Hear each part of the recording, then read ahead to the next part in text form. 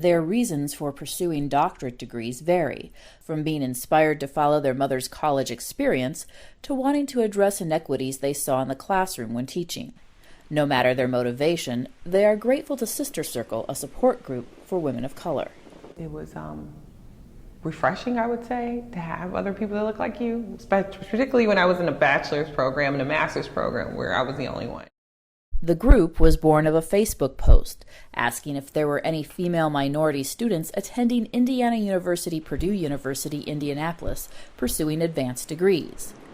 Though the 8 women had met each other here and there before, the group cemented their friendship and helped them toward their goal. No matter who you are, getting a PhD can be a very isolating and lonely process. But when you add on layers of being a woman of color, being a mother, and other aspects of your identity, it can become that much more isolating. Instead of the typical 2 or 3 education doctoral students of color, this year there are 10, the Sister Circle women and 2 men. University officials attribute that to a larger class than usual, a flexible admissions policy, and a special emphasis on recruiting minority students. I'm hoping that this is a trend not only at this institution, but at all institutions, and that it won't be a big deal that we're graduating folks of color.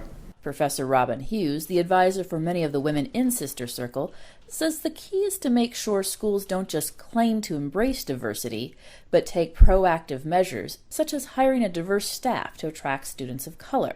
Tiffany Kyser, who plans on using her degree to help schools address racial inequities within their systems, says those proactive measures should start early and focus on ensuring physical, emotional, cultural, and intellectual safety. All students should feel intellectually safe in their school buildings, in their classrooms.